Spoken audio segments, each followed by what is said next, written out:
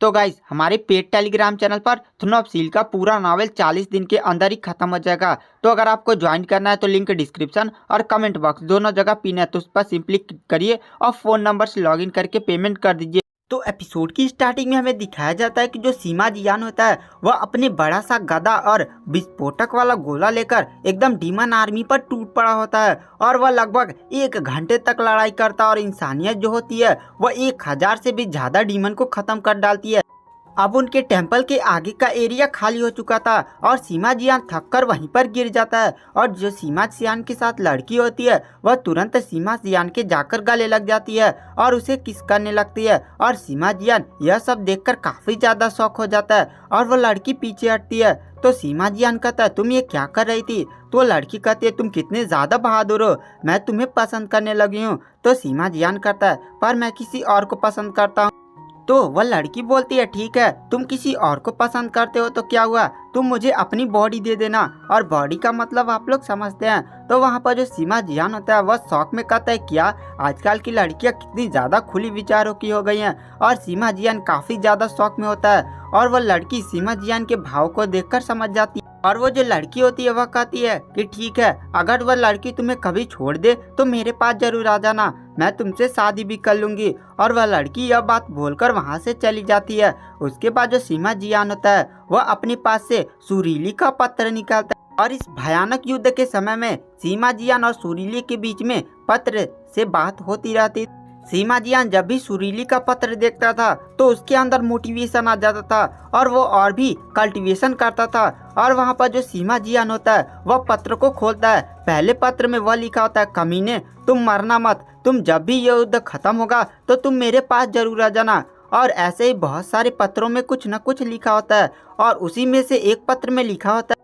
सुरीली ने उस पत्र में लिखा था कि सीमा जियान अगर भविष्य में तुम्हें डेमन हंट स्क्वाड या मुझसे में से किसी एक को चुनना हो तो तुम क्या चुनोगे। और यह पत्र देखकर सीमा जियान काफी ज्यादा गुस्सा हो जाता है और वह लिखता है कि मैं डेमन हंट स्क्वाड को चुनूंगा। और वहाँ पर सुरीली का जवाब आता है बहुत ही बढ़िया, मुझे लगा ही था, तुम एक काफी ज्यादा अच्छे इंसान हो और मैं तुम्हारे साथ हमेशा ही रहूंगी। और वहाँ पर सीमा जियान यह जवाब सुनकर काफी ज्यादा खुश हो जाता है। उसके बाद हमें यहाँ से सीन शिफ्ट किया जाता ओझा सिटी के असैसियन टेंपल के महल में, जहाँ पर कायर और उसके ग्रैंडपा ओल्ड सैंग्यू प्रैक्टिस कर रहे होते हैं। और वहाँ पर जो कायर होती है वो काफ़ी ज़्यादा थक चुकी होती है। कायर की कल्टीवेशन इस समय लेवल 7 स्टेज 2 होती है और उसकी स्पिरिचुअल एनर्जी काफ़ी तेज बढ़ी थी। उसकी स्पिरिचुअल एनर्जी इस समय 20,000 के ऊपर थी। कायर का शरीर इस समय पसीने से पूरा भीगा हुआ था, वो काफी ज्यादा थक चुकी थी। और ओल्ड सैंग्यू मतलब कायर के ग्रैंडपा कायर के पास आते हैं और कहते हैं कायर तुम्हारे अंदर अभी एक चीज की कमी है। तो कायर कहती है ग्रैंडपा कौन सी वह चीज है? तो ग्रैंडपा कहते हैं तुम्हारे अंदर कातिलाना सोल की कमी है। तो कायर कहती कातिलाना सोल, हाँ तुम एक असैसियन हो और जब तक तुम्हारे पास कातिलाना सोल नहीं होगी तब तक तुम्हारी बॉडी से भयानक कातिलाना ऑरा नहीं निकलेगा। और जब तुम छोटी थी मतलब जब तुम्हारी याददाश्त नहीं गई थी तब तुम्हारे अंदर से बहुत ही खतरनाक ये ऑरा निकलता था, लेकिन जब से तुम्हारी याददाश्त चली गई और जब वापस आई तो यह खत्म हो चुकी है, तुम्हें फिर से इस चीज को जागृत करना होगा। तो कायर कहती है पर ग्रैंडपा आप अगर मुझे बैटल ग्राउंड में जाने दे तो वहाँ पर मैं डीमंस को किल करके शायद वहाँ पर मेरी कातिलाना सोल जागृत हो जाती है। तो ओल्ड ग्रैंडपा कहते हैं अभी तुम पूरी तरह से ट्रेंड नहीं हुई हो, वैसे भी यहाँ पर हालात बिगड़ते जा रहे हैं, रोजाना बहुत सारे डीमंस का आक्रमण हो रहा है और ये डीमंस रुकने का नाम ही नहीं ले रहे हैं। और मेरे हिसाब से अगर ऐसे ही हमला होता रहा तो तुम्हें भी बैटल ग्राउंड में उतारना होगा, तुम शायद ट्रेंड हो या ना। उसके बाद वहाँ पर जो कायर होती है वह कहती है ओल्ड ग्रैंडपा क्या आपको लॉन्ग हाउचेन की कुछ खबर है? वो मुझसे 1 साल हो गया मिलने नहीं आया। तो वहाँ पर जो ओल्ड ग्रैंडपा होते हैं वह कहते हैं लॉन्ग हाउचेन के ऊपर अभी काफी ज्यादा जिम्मेदारी होगी, तुम समझा करो, अभी उसे नाइट टेंपल में बहुत ही ज्यादा ट्रेनिंग दी जा रही होगी और वह जब पूरे तरह से पावरफुल हो जाएगा तभी वो बाहर निकलेगा। और वहाँ पर जो कायर होती है वह कहते हैं ठीक है ग्रैंडपा। उसके बाद हमें यहाँ से सीन शिफ्ट किया जाता है लॉन्ग हाउचेन की तरफ, जो उस मायावी गुफा में बैठकर कल्टीवेशन कर रहा होता है और तभी उसकी आंखें खुलती है। लॉन्ग हाउचेन मायावी गुफा से बाहर निकलता है। लॉन्ग हाउचेन इस मायावी गुफा में लगभग 1.5 साल से कल्टीवेशन कर रहा था। लॉन्ग हाउचेन की बॉडी के अंदर से एक बहुत ही अजीब सा ऑरा निकल रहा होता है और वहाँ पर जो लॉन्ग हाउचेन होता है उसे बहुत ही ताज़ा ताज़ा फील हो रहा था। लॉन्ग हाउचेन तुरंत नाइट टेम्पल के हेडक्वार्टर में उसकी माँ जहाँ रहती थी वहाँ चला जाता है और वहाँ पर जो लॉन्ग हाउचेन होता है वह अपनी माँ से जाकर मिलता है और वहाँ पर उसकी माँ तुरंत उसे देखकर गले लगा देती है और कहती है, तुम इतनी समय से कहाँ थे? तुम्हें इन 1.5 सालों में मेरी एक बार भी याद नहीं आई? तो लॉन्ग हाउचेन कहता है, माँ मुझे बहुत ही तुम्हारी याद आई। तो वहाँ पर जो लॉन्ग हाउचेन की माँ बायू होती है वह कहती है, मैं तुम्हें लेकर काफ़ी ज़्यादा चिंतित रहती हूँ। तुम्हारे फादर भी पता नहीं कहाँ चले गए हैं और वह कितने सालों से वापस नहीं आए हैं और पता नहीं अब तुम भी ऐसा करने लगे हो। तो लॉन्ग हाउचेन कहता है, माँ मैं कल्टीवेशन में बहुत ही ज़्यादा मगन हो गया था, वैसे मैं आपसे अब यहाँ पर ही रहूँगा। उसके बाद जो लॉन्ग हाउचेन होता है वो अपनी माँ से कहता है, माँ रुकिए, मैं आपके लिए अपने हाथों से सूप बनाता हूँ। उसके बाद जो लॉन्ग हाउचेन होता है वह किचन में जाकर सूप रेडी करने लगता है और लाकर अपने हाथों से अपनी माँ को खिलाता है और खिलाने के बाद वहाँ पर तुरंत मास्टर यांग हाउआन आ जाते हैं। लॉन्ग हाउचेन से कहते हैं, लॉन्ग हाउचेन तुम मायावी गुफा से बाहर आ गए, बहुत ही बढ़िया।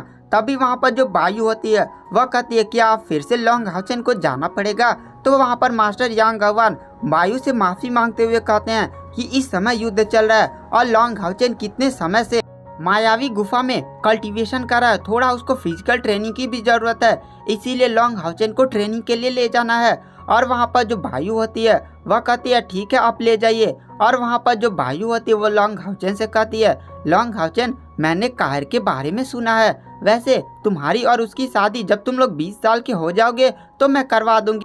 लॉन्ग हाउचेन यह बात सुनकर काफ़ी ज़्यादा शर्माने लगता है। तभी मास्टर यांग हाउआन कहते हैं, लॉन्ग हाउचेन की शादी, बधाई हो लॉन्ग हाउचेन, तुम्हारी 20 साल की उम्र में ही शादी होने जा रही है। उसके बाद लॉन्ग हाउचेन मास्टर यांग हाउआन के साथ अपनी माँ से विदा लेकर चला जाता है। लॉन्ग हाउचेन मास्टर यांग हाउआन से पूछता है, मास्टर यांग हाउआन मैं 1.5 साल से कल्टीवेशन कर रहा था, तो युद्ध के क्या हालात हैं? तो मास्टर यांग हाउआन कहते हैं, युद्ध बहुत ही ज़्यादा भयंकर मोड़ लेता जा रहा है, 1.5 साल से लगातार युद्ध होता जा रहा है। लेकिन अजीब बात यह है कि डेमन गॉड एम्परर बस अपनी सेनाएं भेजे जा रहा है, उसने फिर से कोई भी मांग नहीं की है, बस अपनी सेनाओं को भेजता जा रहा है। और सबसे अजीब बात यह है कि तुम्हारी खोज के लिए उसने कोई भी बड़े डेमन गॉड को नहीं भेजा और ना ही कोई फिर से टेम्पल ऑफ अलायंस को प्रस्ताव भेजा, वह केवल अपने लो लेवल के डीमन को भेजता जा रहा है। उसकी वजह से टेम्पल ऑफ अलायंस का रिसोर्सेस ही खत्म होता जा रहा है। डेमन की हालत इस समय बहुत ही ज़्यादा खराब है। डेमन्स के पास इस समय खाने को भी नहीं है, लेकिन वो लोग युद्ध के लाशों को खा कर जी रहे हैं और फिर भी लड़े ही जा रहे हैं। आखिर मुझे कुछ उनका समझ में नहीं आ रहा है कि आखिर वो करना क्या चाहते हैं। और डेमन गॉड एम्परर ने अभी किसी स्ट्रॉन्ग डेमन गॉड को भी इस फाइट में नहीं उतारा। अगर डेमन गॉड एम्परर ऐसा कर देता है तो बहुत सारे सिटी तबाह हो जाएंगे। अगर कोई टॉप 10 में से आ गया तो हमारे अलायंस में भी संभालना उसे बहुत ही ज़्यादा मुश्किल हो जाएगा। तो लॉन्ग हाउचेन मास्टर यांग हाउआन से पूछता है, मास्टर यांग हाउआन क्या टेम्पल ऑफ अलायंस ने कोई रिपोर्ट दी है कि हमारा डेमन हंट स्क्वाड कब वापस से जुड़ सकता है? तो मास्टर यांग हाउआन ने कहा, बहुत समय से डेमन गॉड एम्परर ने तुम्हारी मांग भी नहीं की है टेम्पल ऑफ अलायंस ने, और ना ही अपनी सेनाएं भेजी है तुम्हें खोजने के लिए, इसीलिए टेम्पल ऑफ अलायंस तुम्हारी डेमन हंट स्क्वाड को जोड़ना चाहता है। और देखो तुम्हें एक टास्क पूरा करना होगा। तो लॉन्ग हाउचेन कहता एक एक्स्ट्रा टास्क? तो मास्टर यांग हाउआन कहते हैं, हाँ तुम्हें एक एक्स्ट्रा टास्क पूरा करना होगा। तुम्हारे इस समय क्रेडिट स्टोन में कितने सारे क्रेडिट पॉइंट हैं? तो लॉन्ग हाउचेन कहता पता नहीं। तो मास्टर यांग हाउआन कहते हैं उन्हें रिकॉर्ड कर लिया जाएगा और उसके बाद तुम्हें 1 करोड़ क्रेडिट पॉइंट्स को अर्न करना होगा। तो लॉन्ग हाउचेन कहता है 1 करोड़ क्रेडिट पॉइंट्स, वो भी अकेले? तो मास्टर यांग हाउआन कहते हैं हाँ तुम्हें 1 करोड़ क्रेडिट पॉइंट्स अर्न करने होंगे। अगर तुम ऐसा करने में सक्षम हो जाते हो तो तुम्हारी डेमन हंट स्क्वाड को टीम को जोड़ दिया जाएगा। लॉन्ग हाउचेन कहता है पर मास्टर यांग हाउआन 1 करोड़ क्रेडिट पॉइंट्स के लिए मुझे 1 लाख से भी अधिक लेवल 7 या लेवल 8 के डेमन को